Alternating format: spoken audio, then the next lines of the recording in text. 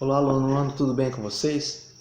Hoje vamos corrigir a atividade que eu deixei para vocês no GR8, aula passada, que é a página 37 e a página 38, né? Então pega o livro aí, vamos fazer o seu caderno também, vamos fazer a correção. Então vamos lá. Na página 37, explica por que os países europeus resolveram se unir. Bem, a gente está falando dos blocos econômicos. E por que a gente une com o país? Para ter mais força, para ter mais condições de competir com outros países. Sozinho eu não consigo, mas quando eu junto com outro país eu consigo. Esse que é o propósito. Então, após a Segunda Guerra Mundial, a Europa estava destruída, arrasada, né? Seu parque fabril, indústria, foi tudo explodido, né?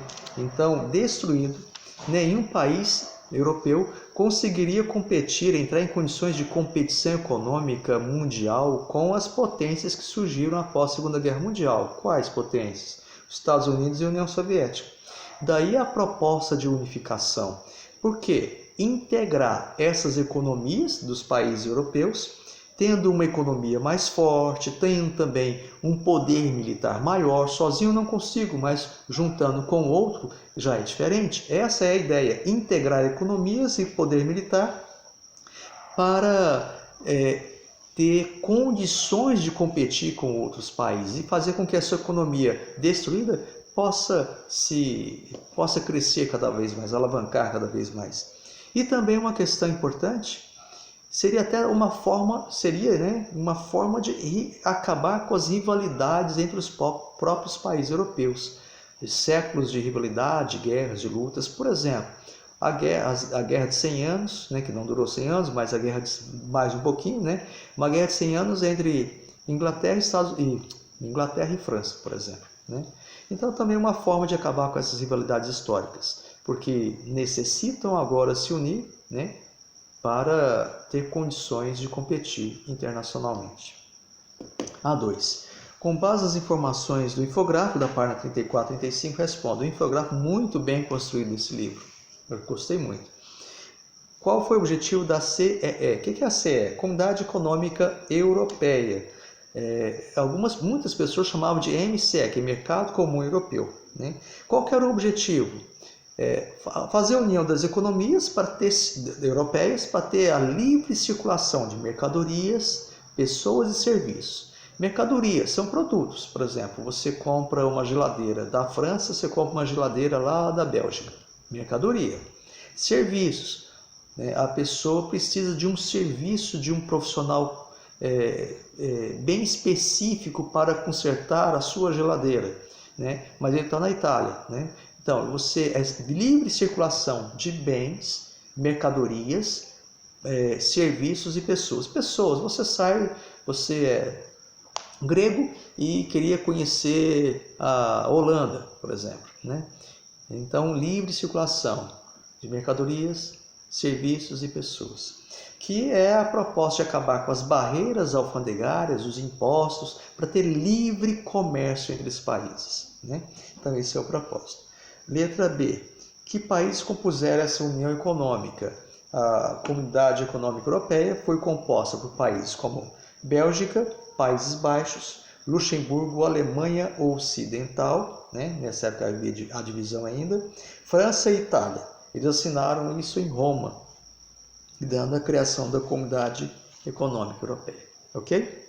A3. Para elaborar no caderno uma linha do tempo. Então você vai fazer uma linha, pega a sua régua, faz uma linha no seu caderno e a cada centímetro, a cada 2 ou 3 centímetros, você coloca aí uma data e um marco, o que marcou aquela data, o marco daquela data, né?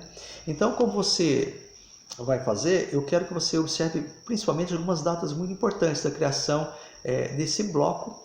Por exemplo, a União Europeia, que hoje chamamos de União Europeia, foi uma construção histórica demorada. Ela não aconteceu de uma hora para outra. Então tivemos em 1952, uma primeira data, a criação da Comunidade Europeia do Carvão e do Aço, a precursora da União Europeia, né? Porque depois foi se desenvolvendo, ampliando a área de comércio dos países, também os países foram entrando nessa comunidade. Depois tivemos a União Econômica de Benelux em 1956. Depois ampliou-se mais ainda o Mercado Comum Europeu em 1958. Tratado de Maastricht em 1992 e, por fim, a União Europeia em 1990. Em 2014, a União Europeia era composta por 28 membros, 28 países membros, né? A proposta é a unificação das economias, unificação até de uma moeda única, você já conhece, o euro. Já temos um parlamento europeu e a criação talvez até de um governo único entre eles, né? Bem, essa história do governo único ainda não é definido, mas o parlamento já tem. Se já temos o parlamento, uma moeda, a criação de uma entidade governamental, né, seria um próximo passo. Mas estamos vendo que alguns países estão saindo, como o Reino Unido, a Inglaterra, né? Especialmente a Inglaterra. A Inglaterra que se propôs, mas ela é a líder do Reino Unido, né? Então outros países vão sair junto. Ok, vamos lá. A proposta seria que outros países do Reino Unido saiam juntos. Não sei como vai ser, vamos esperar para ver, né? Vamos lá na página 38. São 4 questões, né? O que é a zona do euro e há uma identificação entre zona do euro e União Europeia? Bem, zona do euro, quando eu falo zona do euro é a moeda, né, da União Europeia. Quando eu falo zona do euro, é a zona onde essa moeda ela é válida. Então é o conjunto de países que adotam o euro. Não são todos que adotam o euro. Por exemplo, a Inglaterra não adotou o euro.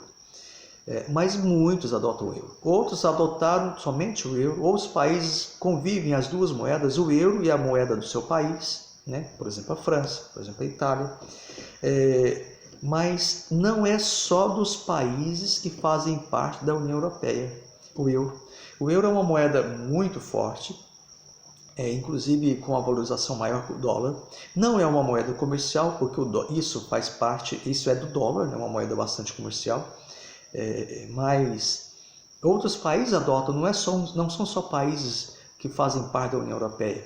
Por isso, a zona do euro, eu não posso identificar a zona do euro como sendo só país da União Europeia, né?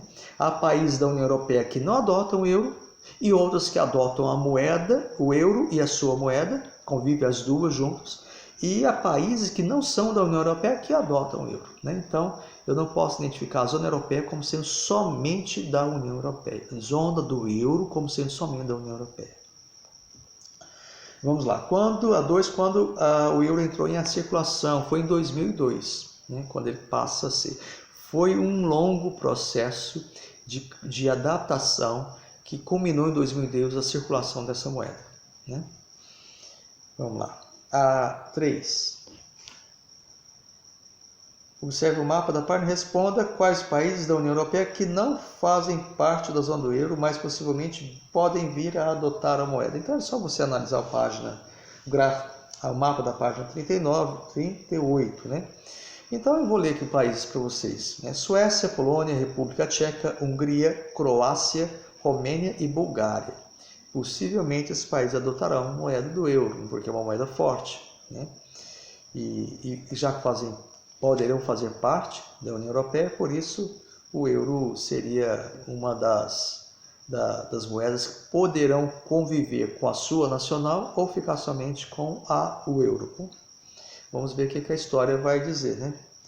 E agora a letra B, né? Quais países se recusam a adotar o euro? São 2 apenas, vocês viram aí no mapa, que é o Reino Unido e a Dinamarca. Reino Unido, o que é o Reino Unido? É a Inglaterra, País de Gales, Escócia e Irlanda. Temos as Ilhas Britânicas, são 2 ilhas, né? Essa ilha da direita, você vai ver a Inglaterra e País de Gales. A outra ali, as Ilhas Britânicas, no norte a Irlanda e depois a Irlanda do Norte, depois a Irlanda, ou chamado de Eire também, né? Então, o que faz parte do Reino Unido é apenas Inglaterra, País de Gales e Escócia e Irlanda. Só isso, né? E vamos lá na 4. Na sua opinião, qual a razão de vários países adotarem uma moeda única? Bem, primeiro, a razão é ter uma moeda forte, né? Às vezes a sua economia não é, às vezes dá muita inflação, né? A moeda nacional perde o valor de compra, então adota o euro, que tem uma sustentação muito maior, né, por conta disso. Mas qual que é o problema também de adotar o euro? Você perde a soberania do seu país, principalmente econômica. Você não mais lidera isso, você não mais cria estratégias ou regras para isso. Você fica submetido a outro que vai fazer. Um país mais forte que vai liderar, né? Normalmente os países mais fracos, menos desenvolvidos, vão ter que acatar as decisões dos outros, né? Mas é o que acontece em todo lugar. O país adotar uma moeda estrangeira é muito complicado. Uma vez se falou no país do Brasil dolarizar a sua economia, né? Isso é muito ruim, porque a gente, se acontecer qualquer coisa nos Estados Unidos, nós sofremos muito mais do que eles, né? Mas por conta da economia e da dependência. Isso num mercado globalizado é muito direto, né?